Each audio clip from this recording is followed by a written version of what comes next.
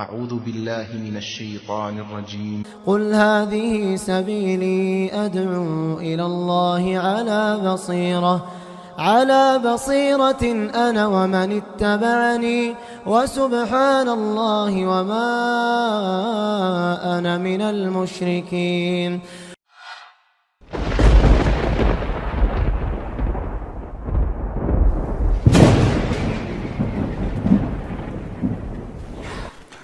إن الحمد لله نحمده ونستعينه ونستغفره ونؤمن به ونتوكل عليه ونعوذ بالله من شرور أنفسنا ومن سيئات أعمالنا من يهده الله فلا مضل له ومن يضلل فلا هادي له وأشهد أن لا إله إلا الله وحده لا شريك له وأشهد أن محمدا عبده ورسوله. اللهم صل على محمد وعلى آل محمد كما صليت على إبراهيم وعلى آل إبراهيم إنك حميد مجيد. اللهم بارك على محمد وعلى آل محمد كما باركت على إبراهيم وعلى آل إبراهيم إنك حميد مجيد. أما بعد فإن خير الحديث كتاب الله وخير الهدي هدي محمد صلى الله عليه وسلم وشر الأمور محدثاتها وكل محدثة بدعة وكل بدعة ضلالة وكل ضلالة في النار. محترم حضرات، ساحلی علاقے میں رہنے والے عام طور پر ہر 4-5 سالوں میں ایک مرتبہ طوفان اور آندھی کے شکار ہوتے ہیں. قرآن کریم میں اللہ تعالیٰ نے ہواؤں کے بارے میں کیا بتایا؟ ایک عجیب اللہ تعالیٰ کی ایک قدرت اور اس کی مخلوق ہے. ہوا جس کے ذریعے اللہ تعالیٰ فائدہ پہنچانا چاہے تو فائدہ پہنچاتا ہے، نقصان پہنچانا چاہے تو نقصان پہنچاتا ہے. یہ اللہ کی عجیب قدرت. اور قرآن کریم کی یہ باتیں ہر عقل والے انسان کے لیے عبرت کی باتیں ہیں. یعنی قرآن کریم میں یہاں تک بتایا گیا کہ کس طریقے سے اللہ تعالیٰ ان بادلوں کو ہواؤں کے ذریعے ہانکتا ہے، ایک جگہ سے دوسری جگہ بھیجتا ہے. کیسے یہ سمندر سے غبار کی شکل میں اللہ تعالیٰ ان کو اٹھاتا ہے. عجیب. ایک آدمی اگر غور کرے کہ آج سے 1400 سال پہلے محمد عربی جو امی تھے، جن کو پڑھنا لکھنا نہیں آتا تھا، اتنی باریک بات ہواؤں کے بارے میں، بادلوں کے بارے میں، بارش کے بارے میں، سبحان اللہ، اس کو دیکھ کر ایمان لائے بغیر نہیں رہ سکتا. قرآن کریم میں اللہ تعالیٰ فرماتا ہے: أَلَمْ تَرَ أَنَّ اللَّهَ يُزْجِي سَحَابًا ثُمَّ يُؤَلِّفُ بَيْنَهُ ثُمَّ يَجْعَلُهُ رُكَامًا فَتَرَى الْوَدْقَ يَخْرُجُ مِنْ خِلَالِهِ وَيُنَزِّلُ مِنَ السَّمَاءِ مِنْ جِبَالٍ فِيهَا مِنْ بَرَدٍ فَيُصِيبُ بِهِ مَنْ يَشَاءُ وَيَصْرِفُهُ عَنْ مَنْ يَشَاءُ يَكَادُ سَنَا بَرْقِهِ يَذْهَبُ بِالْأَبْصَارِ. سورہ نور کی آیت نمبر 43 میں اللہ تعالیٰ فرماتا ہے: کیا تم دیکھتے نہیں کہ اللہ بادل کو آہستہ آہستہ چلاتا ہے، پھر اس کے ٹکڑوں کو باہم جوڑتا ہے، پھر اسے سمیٹ کر ایک کثیف ابر، یعنی ایک بہت ہی بوجھل ابر بنا دیتا ہے، بادل بنا دیتا ہے. پھر تم دیکھتے ہو کہ اس کے خول میں سے بارش کے قطرے ٹپکتے چلے آتے ہیں، اور وہ آسمان سے ان پہاڑوں کی بدولت جو اس میں بلندی میں ہیں اولے برساتا ہے. پھر جسے چاہتا ہے ان کو نقصان پہنچاتا ہے، اور جسے چاہتا ہے اسے بچا لیتا ہے.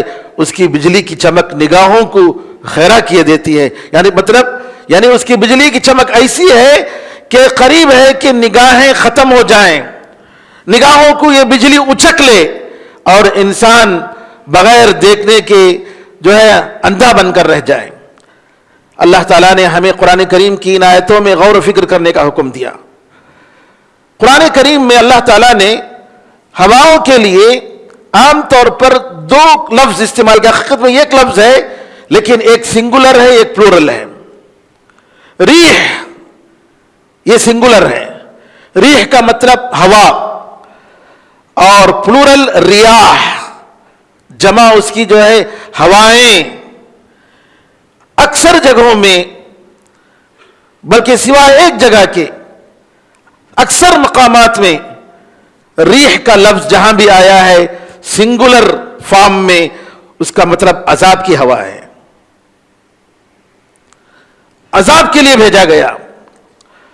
اور جہاں بھی ریاح کا لفظ پلورل کے صیغے میں آیا ہے، پلورل فارم میں، ہوائیں، یہ بارش اور رحمت کے لیے آئی ہیں. اگر ہم ان ہواؤں کی طبیعت، کیسے اللہ ان کو بناتا ہے، اس کی قوت، اس کے نتائج، اور کس طریقے سے وقت کے ساتھ اللہ تعالیٰ بھیجتا ہے، سبحان اللہ، اللہ تعالیٰ کی عجیب قدرت ہے. سیکنڈوں میں دنیا بدل جاتی ہے. آپ دیکھیں گے آندھی جب آتی ہے، طوفان جب آتا ہے، اور جب اس کے نقصانات کسی شہر میں ہوتے ہیں، آبادی کی آبادی ختم ہو جاتی ہے. کس طریقے سے قوموں کو برباد کیا گیا آندھی کے ذریعے، طوفانوں کے ذریعے. اللہ تعالیٰ قرآن کریم میں فرماتا ہے سنوریہم آیاتنا فی الآفاق وفی انفسہم حتی یتبین لہم انہ الحق. ہم ضرور ان لوگوں کو ہماری نشانیاں بتائیں گے، کائنات میں، آفاق میں، اور خود ان کے اندر بھی، حتیٰ کہ ان کو بالکل یہ واضح ہو جائے کہ یہ حق ہے، یہ سچ ہے. یہ قرآن کریم بالکل سچی کتاب ہے اللہ تعالیٰ کی. یہ نبی کریم صلی اللہ علیہ وسلم کی نبوت اور آپ کی دعوت بالکل برحق ہے. یہ اسلام کی شریعت یہ بالکل سچی ہے. جب تک سبحان اللہ اللہ تعالیٰ نے بے شمار آیتیں ان کائنات میں، قرآن کریم میں، اور خود انسان کے مخلوق میں اللہ تعالیٰ نے یہ ساری چیزیں رکھی ہیں. اس انسان جتنا بھی غور و فکر کرے اور ان حقائق کو پہنچنے کی کوشش کرے، پھر بھی اللہ تعالیٰ فرماتا ہے وَمَا أُوتِيتُم مِّنَ الْعِلْمِ إِلَّا قَلِيلًا، تمہیں بہت سی تھوڑا سا علم دیا گیا ہے. یہ آیتیں، یہ نشانیاں انسان کی عقل ان کے سامنے عاجز ہو کر رہ جاتی ہیں. یہ میراکلز ہیں، یہ معجزات ہیں کہ جس کے سامنے انسان کی عقل کچھ نہیں کہہ پاتی. سمجھ میں نہیں آتا کہ اللہ تعالیٰ اس قوت کو جو ہمارے آنکھوں میں نظر نہیں آتا، اللہ اس کے ذریعے کیا کیا کام لیتا ہے. میرے بزرگوں، میرے بھائیوں، اللہ تعالیٰ فرماتا ہے سورہ بقرہ میں ان فی خلق السماوات والارض واختلاف الليل والنهار والفلك التي تجري في البحر بما ينفع الناس وما انزل الله من السماء من ماء فاحيا به الارض بعد موتها وبث فيها من كل دابة وتصريف الرياح والسحاب المسخر بين السماء والارض لآيات لقوم يعقلون. سنیے، ذرا غور سے سنیے. بے شک آسمان و زمین کے پیدا کرنے میں، دن اور رات کے آنے جانے میں، اور کشتیاں جو سمندر میں بہ رہی ہیں لوگوں کے فائدے کو لے کر، اور اللہ تعالیٰ جو آسمان سے بارش نازل کرتا ہے اور اس کے ذریعے مردہ زمین کو زندہ کرتا ہے، اور اس سرزمین میں ہر قسم کے جانور کو جو اللہ نے پھینایا، وَتَصْرِيفِ الرِّيَاحِ، اور ہواؤں کے ایر پھیر میں، ہواؤں کی گردش میں، ہواؤں کی تبدیلی میں، اور وہ بادل جو آسمان و زمین کے درمیان مسخر کیے ہیں انسانوں کے لیے. جی، ان ساری چیزوں میں عقل والوں کے لیے، سمجھنے والوں کے لیے بے شمار آیتیں ہیں، بے شمار نشانیاں ہیں. امام سعدی رحمت اللہ علیہ تصریف الریاح کی تشریح میں فرماتے ہیں کہ یہ ہوائیں مختلف قسم کی، کبھی ٹھنڈی، کبھی گرم، کبھی شمال سے، کبھی جنوب سے، کبھی مشرق سے، کبھی اس کے مقابل، کبھی ہوا بادلوں کو ہانکتے ہیں، کبھی بادلوں کو جوڑتے ہیں، کبھی پلانٹ پولینیشن کا کام لیتے ہیں. تلقیح کہتے ہیں عربی زبان میں، جس طریقے سے درختوں میں نر اور مادہ، میل اور فیمیل ہوتے ہیں. تو میل درختوں پھلوں کی بڑھوتری کے لیے میل اور فیمیل کو جوڑا جاتا ہے. میل کے جڑوں کو اٹھا کر فیمیل میں لگایا جاتا ہے، اس طریقے سے جو ہے جی تاکہ پھل زیادہ ہوں. اور اللہ تعالیٰ فرماتا ہے کہ ہواؤں کے ذریعے وہ پودے اور وہ درخت جو میل اور فیمیل کا جس میں اختلاط نہیں ہوتا ہے، ہواؤں کے ذریعے اللہ تعالیٰ وہ کام کراتا ہے.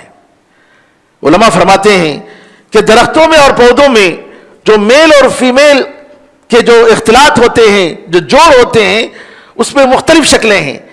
کبھی جانوروں کے ذریعے، کبھی کیڑے مکوڑوں کے ذریعے، جی کبھی پرندوں کے ذریعے. پرندہ کبھی اس میں بیٹھتا ہے کبھی اس میں بیٹھتا ہے. یہ جو بیٹھتا ہے پہلے وہ نر ہوتا ہے، وہ مادہ ہوتا ہے، اس کے ذریعے دونوں میں اللہ تعالیٰ جوڑا پیدا کرتا ہے. سبحان اللہ. اور کبھی ہواؤں کے ذریعے، یہ ہوائیں غباروں کو جو اڑاتے ہیں اس میں ایسی چیزیں ہوتی ہیں جس کے ذریعے یہ پلانٹ پولینیشن کا کام ہوتا ہے. اور کبھی اس کے ذریعے جی بادلوں کو پھاڑتا ہے، کبھی اللہ تعالیٰ ہواؤں کے ذریعے بارش کو نازل کرتا ہے، کبھی نقصان پہنچاتا ہے، کبھی رحمت کبھی عذاب. سبحان اللہ. قرآن میں اللہ تعالیٰ سورہ اعراف میں فرماتا ہے وَهُوَ الَّذِي يُرْسِلُ الرِّيَاحَ بُشْرًا بَيْنَ يَدَيْ رَحْمَتِهِ، اور وہی اللہ ہے جو ہواؤں کو اس کی رحمت سے پہلے، رحمت سے مراد بارش سے پہلے، بارش سے پہلے خوشخبری کے طور پر بھیجتا ہے. ٹھنڈی ہوائیں چلتی ہیں، حتیٰ کہ جب یہ بادل جی حتیٰ کہ جب یہ ہوائیں جی وزندار بوجھل جی بادلوں کو اٹھاتے ہیں، یہ ہوائیں بڑے بڑے بوجھل ہواؤں کو بادلوں کو اٹھاتے ہیں، تو ہم ایسے بادلوں کو ایک مردہ زمین کی طرف لے جاتے ہیں اور اس کے ذریعے بارش نازل کرتے ہیں اور ہر قسم کے پھل اس سے نکالتے ہیں. اسی طریقے سے ہم مردوں کو زندہ کریں گے.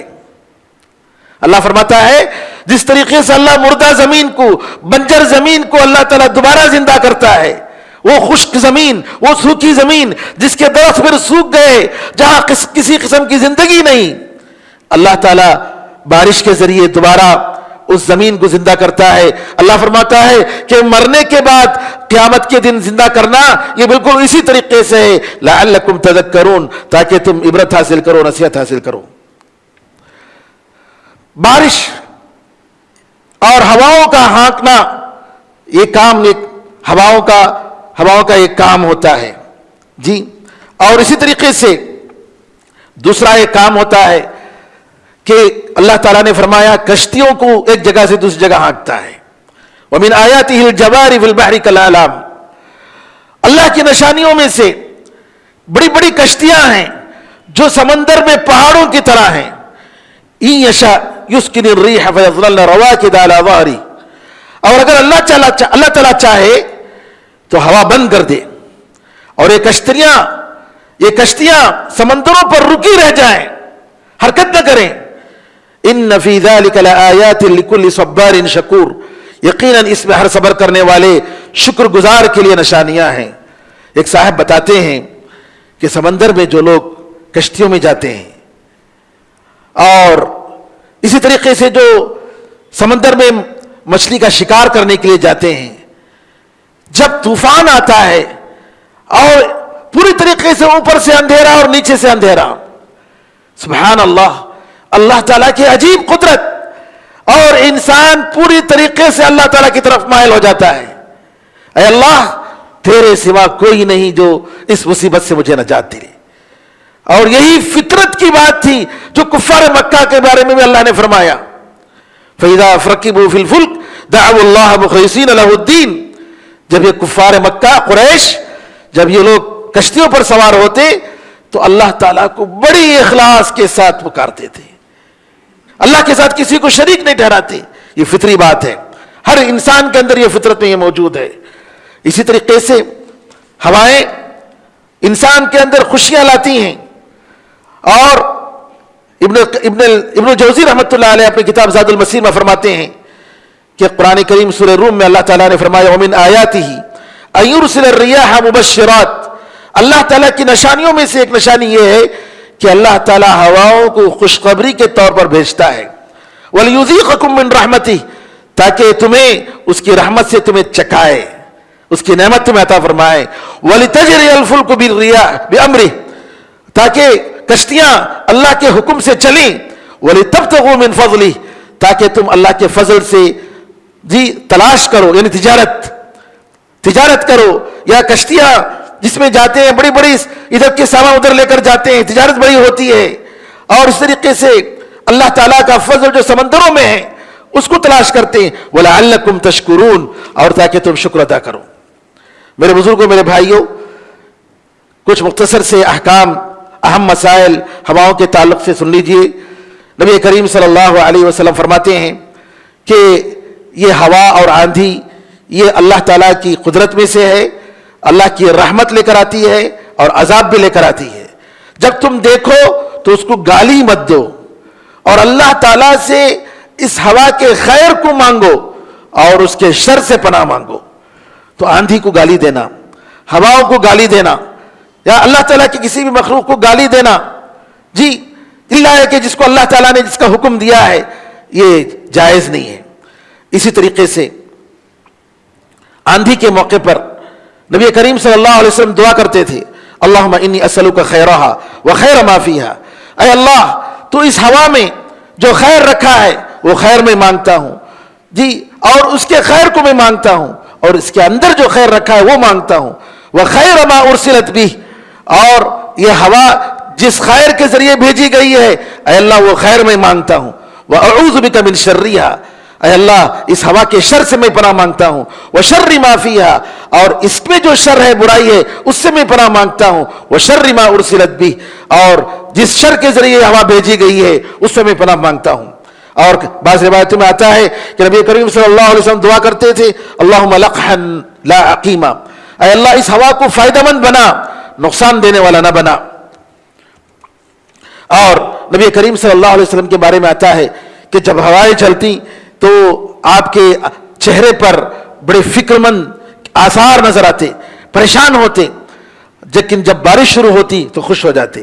عائشہ رضی اللہ عنہا نے پوچھا کہ اللہ کے رسول صلی اللہ علیہ وسلم میں نے آپ کو ایسا دیکھا، تو آپ نے فرمایا کہ ہوا چلتی ہے، آدمی سمجھتا ہے کہ یہ ہوا بارش لائے گی، لیکن اللہ تعالیٰ نے ایسی قوم کو، قوم عاد کو، وہ سمجھ رہے تھے کہ بارش آ رہی ہے لیکن اللہ تعالیٰ نے اس میں عذاب رکھا تھا.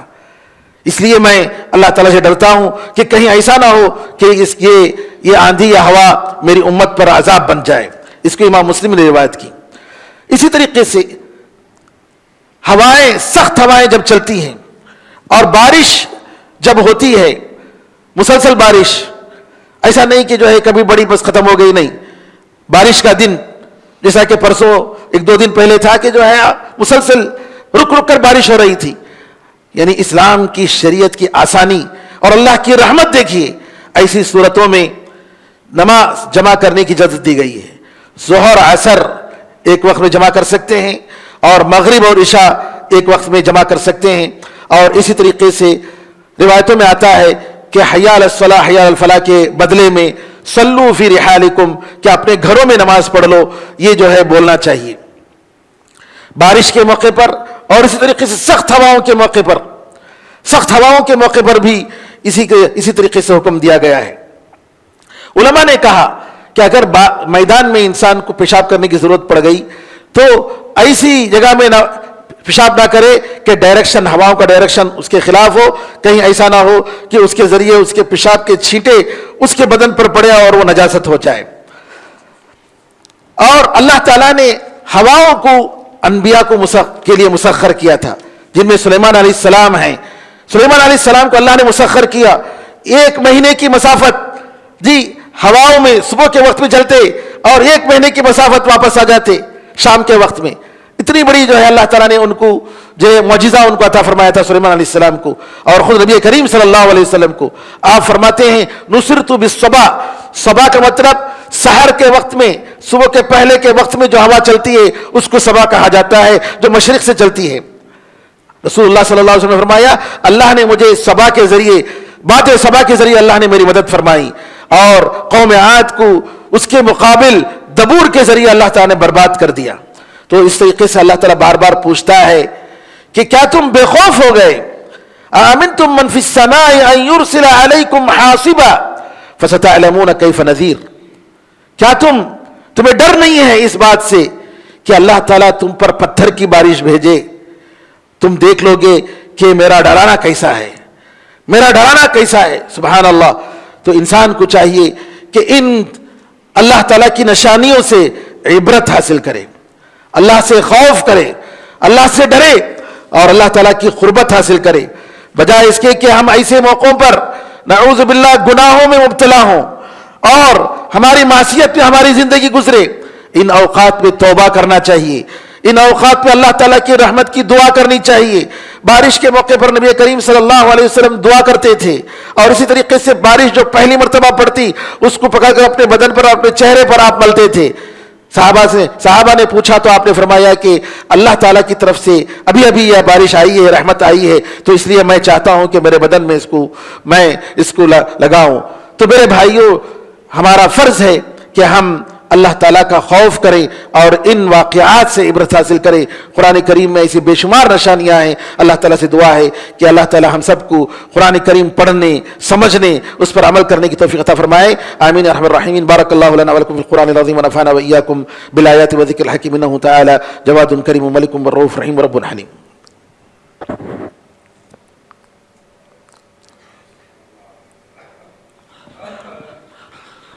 إن الحمد لله نحمده ونستعينه ونستغفره ونؤمن به ونتوكل عليه ونعوذ بالله من شرور أنفسنا ومن سيئات أعمالنا من يهده الله فلا مضل له ومن يضلل فلا هادي له وأشهد أن لا إله إلا الله وحده لا شريك له وأشهد أن محمدا عبده ورسوله. اللهم صل على محمد وعلى آل محمد كما صليت على إبراهيم وعلى آل إبراهيم إنك حميد مجيد. اللهم بارك على محمد وعلى آل محمد كما باركت على إبراهيم وعلى آل إبراهيم إنك حميد مجيد. وصل على جميع الأنبياء والمرسلين والملائكة المقربين والخلفاء الراشدين وعلى جميع الصحابة أجمعين ومن تبعهم بإحسان إلى يوم الدين. اللهم أعز الإسلام والمسلمين، اللهم انصر الإسلام والمسلمين، اللهم انصر من نصر الدين. عباد الله رحمكم الله، إن الله يأمر بالعدل والإحسان وإيتاء ذي القربى وينهى عن الفحشاء والمنكر والبغي يعظكم لعلكم تذكرون. فاذكروا الله يذكركم وادعوه يستجب لكم، ذكر الله أعلى وأولى وأعز وجل وأهم وأتم وأكبر.